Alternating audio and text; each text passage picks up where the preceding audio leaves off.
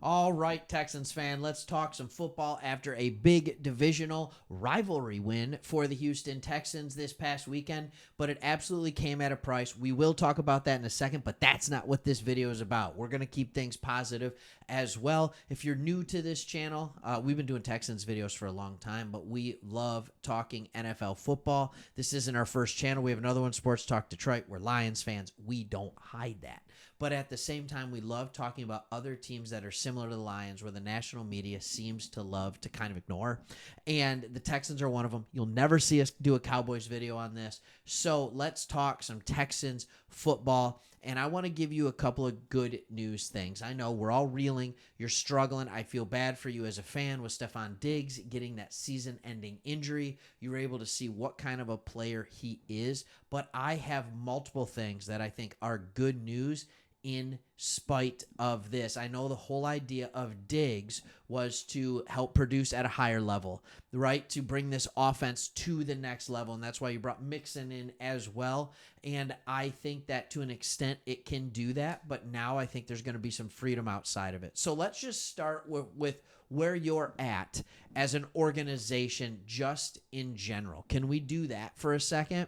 All right, when we look at your schedule and at your record, you have had exactly a few divisional games already. You are 3-0 in those games. You beat Jacksonville, you beat Indy twice.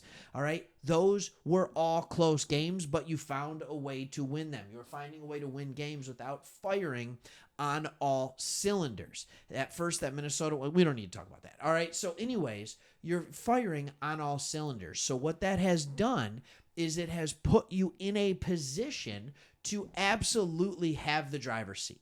All right, you have 9 games to go. You're up by 2 games, but the reality is you're up by 3 games because you hold the tiebreak because you swept the Colts.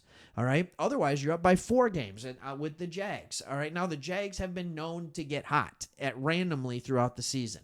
And do I think that could happen to this Jacksonville team? I mean, it could. I don't think it will, but it could. But even if they do, you have such a big lead, it doesn't matter. And you've already beaten them once. So that's the first bit of good news.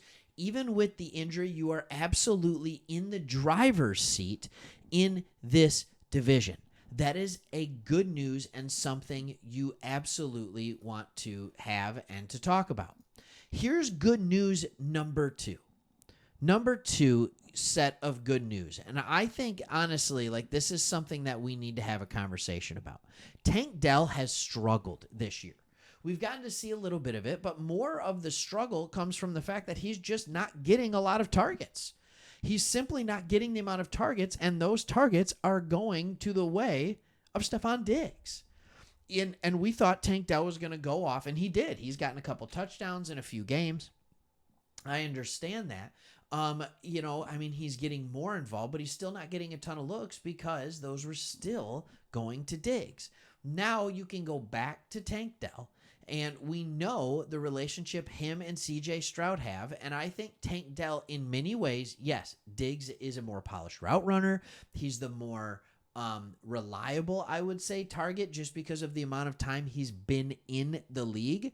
But it needs to be known that Tank Dell probably has some more upside with him. He's a better deep ball threat. He's a better slot threat and I think in a lot of different ways. I think there are things that Tank Dell can do that but Stephon Diggs maybe can't. And we'll go into some of that a little bit deeper. The next thing I want to talk about is Stephon Diggs isn't what makes this offense go. Stephon Diggs isn't the guy that you're saying to yourself, oh, okay, as long as we have him, the offense is going to run and it's going to click no problem. It's not it. It's Nico Collins. And when you look at Nico Collins, there's some really good news coming out about him and his recovery. All right? So we know he went out week 5, and at first it was day-to-day, then it was week-to-week. Then he was put on IR, and you're like, oh, my goodness, he's not coming back till week 10. Well, the good news for Texans fans is he'll come back week 10 to face not good news for us Lions fans. Nico Collins has shown, and he showed at the beginning of this year, that he is a top 10, if not a top 5 wide receiver in the NFL right now. That is what he has become. So as we're looking at this, we need to understand he is what is that safety for CJ Stroud. It's not Tank Dell. It's Nico Collins. So we look at Nico Collins as being that safety net. That's a really, really good thing. And fortunately, his hamstring injury is not considered long-term. He's on track to return in week 10. In fact, there have been reports that Collins is making great progress, reaching 20 miles per hour in recent training sessions and regaining his flexibility very, very quickly. All right? Here's how this has impacted. In the first 5 weeks of the season, CJ Stroud was averaging 277 yards per game. Over the last 3 games, without Nico, he's at 187.6. Nico Collins is the straw that stirs the drink.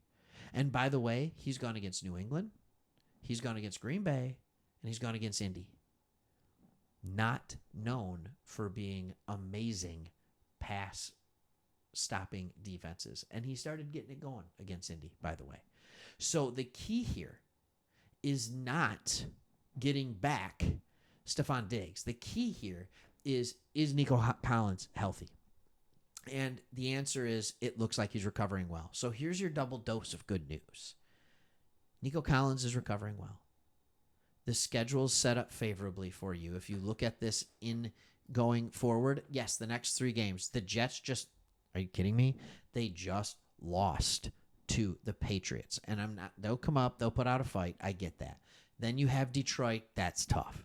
Like, that is tough. But you'll be coming off a little extra rest, going from Thursday to Sunday. Hopefully that night game gives Nico every opportunity to play. And then a bunch of, at Dallas, what have they been this year? Tennessee, garbage. Jacksonville, garbage. Miami's 2-6. Kansas City, Baltimore, very good teams. Tennessee, no good.